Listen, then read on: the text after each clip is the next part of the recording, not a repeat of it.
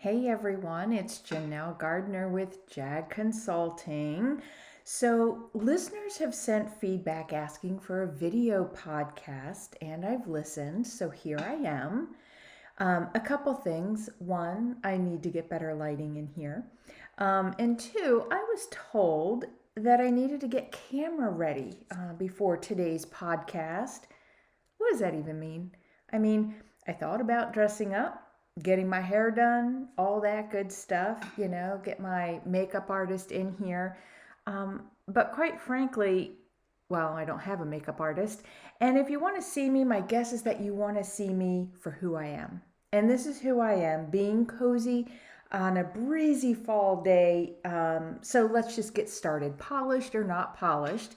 And I've got my cup, of course. Well, let's just say it isn't hot cocoa today, but it is quite the autumnal drink, laced with a bit of caramel and apple cider, and I'm going to leave it at that.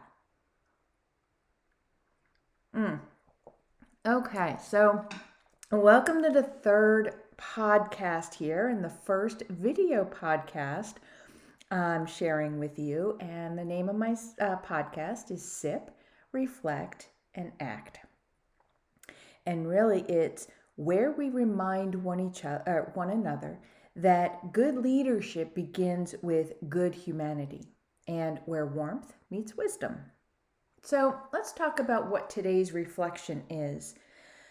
A question that recently came up in one of my small business networking groups and truly resonated with me was, do you communicate to be right or do you communicate to be kind? I mean, that's quite a question for anybody to think about, no matter what business you're in or what you're doing. Now, at first glance, it sounds familiar or it sounds simple, but it isn't, is it? Because in leadership and in management, in life, these two can feel like complete opposites, being right or being kind. So, the opening reflection for today is we all want to be right. We want to be clear, confident, and competent, especially as managers. But sometimes our drive to be right comes at the expense of being effective. Okay? When people feel corrected before they feel understood, they're going to stop listening. I've seen it very often where a manager says the right words, but in the wrong way. And suddenly that whole conversation is lost. When leaders speak up to be right and only to be right, they may win in that moment, but they often lose the relationship. Now, communicating to be right centers on you, okay? Your expertise, and I am looking at my notes, so that's just how it is, because I'm not as polished as maybe some others. But communicating to be right centers on you, your expertise, your frustration, your authority. Okay, there's nothing wrong with that. But communicating to be kind centers on the listener. Okay, their understanding, their dignity, their ability to hear and absorb what it is that's being said to them. Being kind doesn't mean being soft, okay? It's completely different. It means choosing words that build instead of break someone down.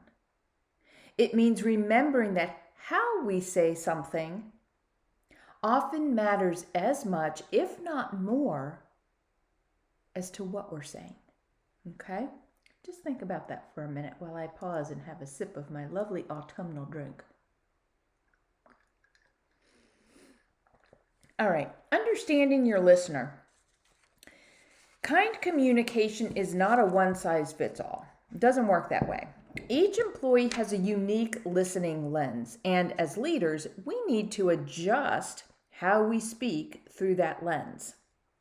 So, I'm going to talk about 4 different employee types, okay? First, they're the analytical employee, where they value logic, facts, and time to process. And what kindness looks like to them is patience and clear understanding.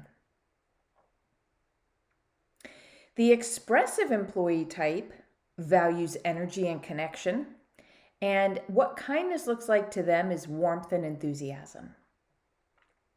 The amiable employee type values harmony and reassurance. They look at kindness as a calm tone and gentle direction. And then there's the driver employee type, where efficiency and clarity is what they value. And kindness to them is concise, confident respect.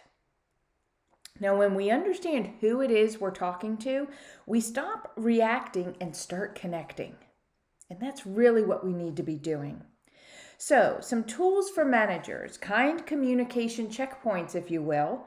So, we're going to make it practical. I mean, there's always something else out there to make our lives easier, a new software application, somebody's advice, whatever it is. But I like to give tools, but I don't want cool tools to be cumbersome for you. So we've got some practical tools here, and I've got 3 to help leaders move from communicating to be right to communicating to be kind. First, pause before you correct someone. Ask yourself, am I trying to be right, or am I trying to be helpful in this situation? Mirror, then move is the second tool. Reflect back on what you heard. I can see why you handled it that way. Then add your direction. Okay? And third, separate intent from impact. Intent may be right, but delivery determines whether it's heard.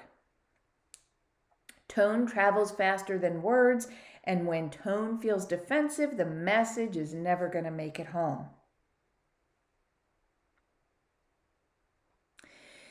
Communicating to be kind centers on them, again, their understanding and their dignity and their ability to hear and absorb. I can't stress that part enough, okay?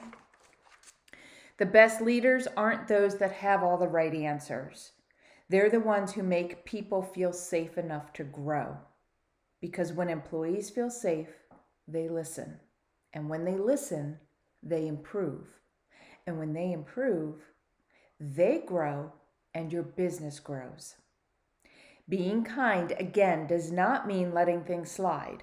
It means delivering truth with care so it can actually take root. Now, here's your reflection for today.